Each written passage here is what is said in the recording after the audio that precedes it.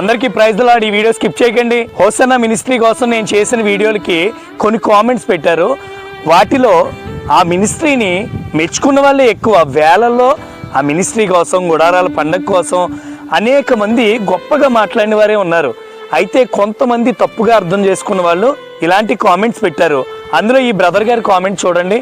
Hosanna మినిస్ట్రీలో యేసుక్రీస్తు కంటే యేసన్న గారిని ఎక్కువ గణపరుస్తున్నారని ఆ బ్రదర్ పెట్టిన కామెంట్ చాలా తప్పుగా అర్థం చేసుకున్నారు బ్రదర్.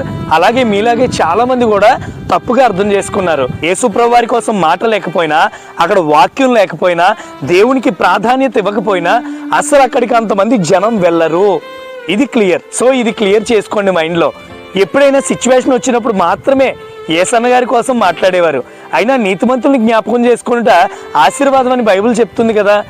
ఆయన నీతిమంతుడు, పైగా ఆ సంస్థకి ఫౌండర్, ఆయన వ్యవస్థాపకులు. ఆయన కోసం సందర్భం వచ్చినప్పుడే అది కూడా ప్రస్తావన చేసేవారు, అస్తమాను కాదు. అక్కడ ఎక్కువ ప్రాధాన్యత ఇచ్చేదల్లా వాక్యం, వాక్యం, వాక్యం, దేవునికి, దేవుని మాటలకు. యేసన్న గారి కోసం రమేష్ అన్న మాట్లాడినప్పుడు కూడా ఎలాంటి పనివారు కావాలి, అటు సేవలో ఇటు సేనలో అని ఆయన మాట్లాడారు. ఎవరికి పనివారు కావాలి? యేసన్న గారికి పనివారు కావాలా? హోసన్నా మినిస్ట్రీస్కి పనివారు కావాలా? కాదు, దేవుని పనివారు కావాలి అని అక్కడ అర్థం. మనం అర్థం చేసుకునే దాన్ని బట్టి ఉంటది. మనం సాధారణమైనవే సరిగా అర్థం చేసుకోలేనప్పుడు దేవుణ్ణి మనం ఏం అర్థం చేసుకోగలం? నేను అక్కడికి వెళ్ళాను కాబట్టి ఈ విషయాన్ని క్లియర్ గా చెప్పగలుగుతున్నాను.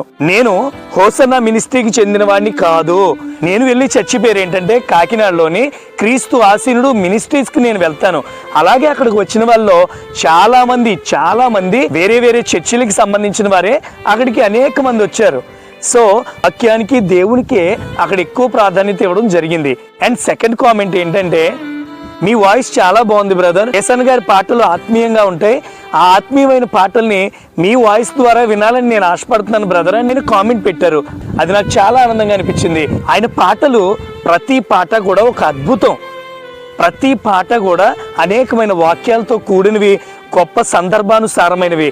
సో నేను నెక్స్ట్ వీడియోలో 3 సాంగ్స్ ఎన్నుకోవడం జరుగుతుంది. ఆ 3 సాంగ్స్ని కూడా ఆత్మీయమైన అర్థాలు కలిగి ఉండేలా ఆ వీడియోని తీర్చిదిద్దడం జరుగుతుంది. ఆ వీడియో కూడా మిస్ అవ్వకండి. అందరికీ ప్రైజ్ ది లార్డ్.